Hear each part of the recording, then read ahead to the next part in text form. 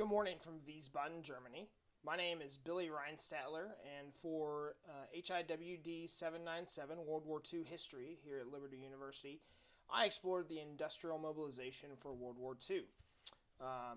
By way of introduction, this is my final class before I begin comprehensive readings, and I am currently an active duty U.S. Army officer stationed in Wiesbaden, Germany, with my family, my wife, and 9 children. And so being here, I've had an opportunity to do a lot of exploration of World War II. I'm also a logistics officer, and so this area of research is important to me, and I see it every day in my work supporting our Ukrainian allies. For my research question, I looked at the organic industrial base, so the defense industry, and asked the question, what factors enabled the organic industrial base to mass produce weapons and materiel to equip the United States military for victory in World War II? My thesis is that the industrial mobilization, which enabled Allied victory in World War II, so expanded it a bit, was a result of deliberate preparation for war, extensive organization of federal resources and agencies, and rigorous standardization of manufacturing. These factors occurred against a backdrop of economic, political, and cultural challenges, which makes it all the more impressive. In terms of methodology, I approached this using a mix of military and economic history sources. A lot of my military sources came from the U.S. Army's Center of Military History, which is headquartered at Fort Leslie J. McNair in Washington, D.C., as well as I looked at but ultimately didn't use many sources from the CARL, which is the Combined Arms Research Library, which is an online repository of largely primary sources, but many student papers from the U.S. Army's Command and General Staff College located at Fort Leavenworth. So that's another resource that could be helpful. So again, focusing on military and economic history, I found that in terms of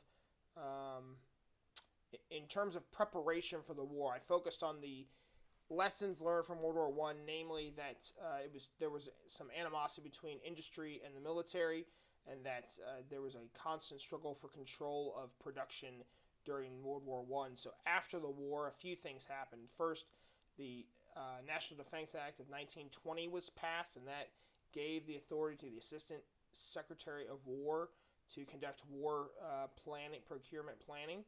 So from that, in 1924, the Army Industrial College, later called the Industrial College for the Armed Forces, and now called the Eisenhower School, was established. It was essentially a war college, so senior military college, to train mid-grade officers on procurement activities and give them a sense of what the industrial base was doing. So it really was a good program. President or General Eisenhower was once a student, and that was established in 1924. And then out of that, there were these things called the industrial mobilization plans, which detailed everything required to build up industry for a future war. The first of those, there were some previous versions prior to 1930, but the main one was published in 1930 and then revised in 33, 36, and 1939. Unfortunately, I could not get the actual copies of the text to arrive in time over here, but I had sufficient secondary sources which explained their details. So those were two important developments, or those were the three developments during the preparation phase. In terms of organization, there were a myriad of organizations that I examined, ultimately ending in the War Production Board. And for standardization, I briefly talked about how naval shipyards and others looked to standardize parts to streamline manufacturing processes.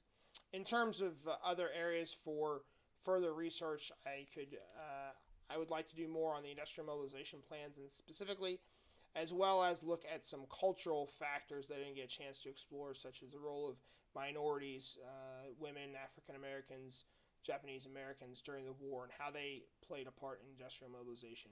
I appreciate your time listening to this, and thank you very much.